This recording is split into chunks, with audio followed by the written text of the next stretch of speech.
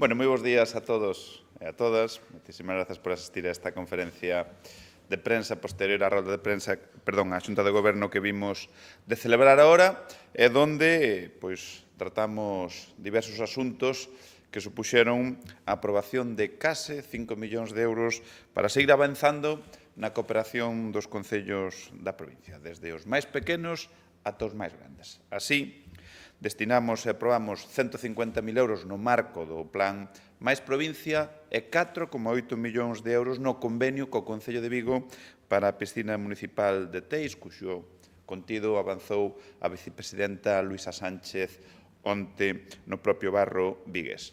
E non só iso, senón que fora dos asuntos da Xunta do Goberno imos a falar da posta en marcha dunha nova edición dos Premios Mulleres no Foco, en recoñecemento ás mulleres da industria audiovisual de Galicia, e tamén imos informar dun informe sobre a situación e as perspectivas do turismo na provincia de Pontevedra, que forma parte do Observatorio de Competitividade Provincia Extraordinaria que implantamos para coñecer mellor a realidade empresarial da nosa provincia. E comenzamos.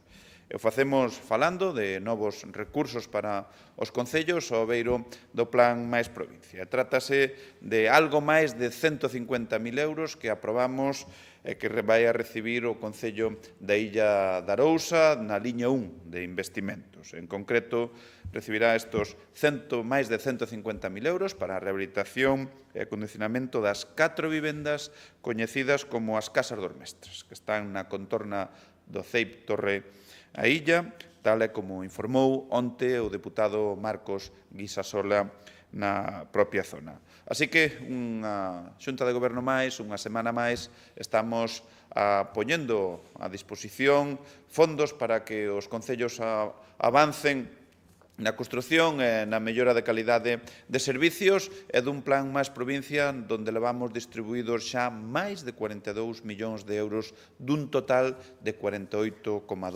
que consta este plan, insisto, Máis Provincia. E por último, no que ten que ver cos asuntos de Xunta de Goberno, damos conta dun asunto moi importante, tanto polo tema en sí, como pola inxección económica que vai a supoñer por parte da Diputación de Pontevedra en Vigo. E hoxe aprobamos, demos o visto bo ao convenio entre a Diputación e o Concello de Vigo para financiar as obras de mellora da piscina municipal de Teis. É unha actuación moi demandada polos veciños deste emblemático barrio vigués, unha actuación que esa demanda xa ven de moitos anos e que a Diputación vai investir nin máis nin menos que 4,8 millóns de euros dun total de 7,1 millóns que consta o orzamento da mellora da rehabilitación da piscina municipal de Teis. Como xa informou onte a vicepresidenta Luisa Sánchez, nos vamos a comprometer esos 4,8 millóns de euros nesta infraestructura que se completa cos 2,3 millóns do Concello de Vigo a realizar entre os anos 25 e 27. As obras xa están en marcha e son posibles grazas ao compromiso da Diputación con Vigo, que se implicou desde o primeiro momento con esta actuación grazas ao liderado da vicepresidenta Luisa Sánchez, ao igual que todos os asuntos de interese para a cidade de Vigo. En 2 anos, a Diputación investiu case 40 millóns de euros en Vigo, unha cifra sen precedentes que fala do noso grado de cumprimento coa cidade desde as grandes infraestructuras, como Grada de Balaídos ou Cine Teatro Fraga, ou obras como esta, a piscina municipal de Teis. E nos asuntos que teñen que ver fora da orde do día, vamos a facer un anuncio. Concretamente, de que vamos a poñer en marcha a 5ª edición dos Premios Mulleres no Foco, convocados pola Diputación de Pontevedra e a Asociación de Mulleres Cineastas e de Medios Audiovisuais para poñer en valor o traballo das mulleres no audiovisual galego. E desde hoxe xa están publicadas no Boletín Oficial da provincia as bases da convocatoria, da que, de novo, imos entregar 3 premios dotados cada un de 5.000 euros, en total 15.000 euros, e donde van a facerse un recoñecemento ás mulleres profesionais da industria audiovisual pola súa traxectoria, o seu talento emerxente e tamén o seu rol de pioneiras que abriron camiño no sector.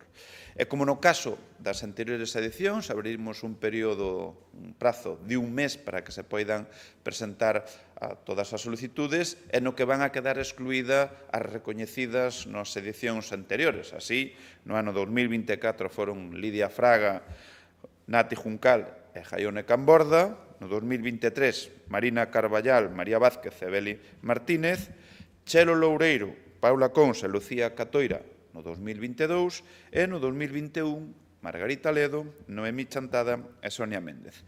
E como todos os anos, a entrega destes premios farase nun acto público e que será unha gran festa do audiovisual galego e tamén do festa do talento feminino, tanto diante como detrás das cámaras, nos equipos ao completo. Falamos de equipos cando falamos de interpretación, dirección, realización, guións e todo o demais.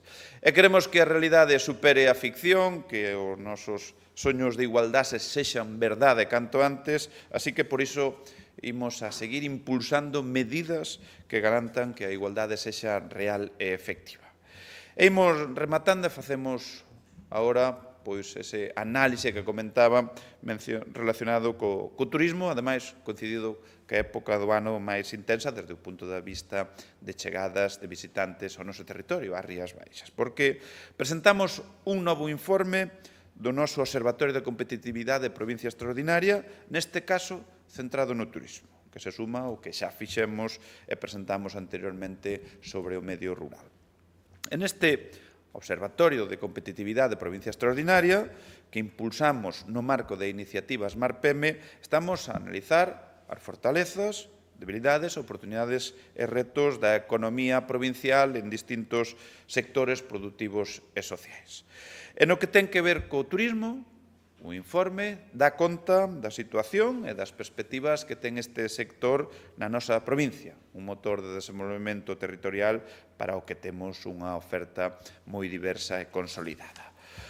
Así, temos que dicir que para nós as Rías Baixas é moito máis que mar. Son 61 concellos que merecen a nosa atención e todos eles, claro, comportan e teñen que afrontar desafíos. A estacionalidade, a adaptación digital, a dispersión territorial e a necesidade de innovación son cuestións ás que debemos dar respostas eficaces coa sostenibilidade e a digitalización como piares, así como tamén avanzar cara a un modelo equilibrado, competitivo e adaptado a estes retos. A evolución do turismo na nosa provincia é positiva, de feito, xa recuperamos o ano pasado as cifras de visitantes de antes da pandemia. O noso destino vai camiño de rachar no ano 2025 a recepción de máis de 2 millóns de visitantes. A chegada do turismo estranxeiro alcanza o 40% do total, nunha tendencia de crecemento que é sostible. A nosa provincia acolle 2 de cada 5 pernotacións en Galicia e contamos co 45% dos aloxamentos da comunidade, unha cifra que se aproxima aos 11.800 establecementos, principalmente na marxe litoral.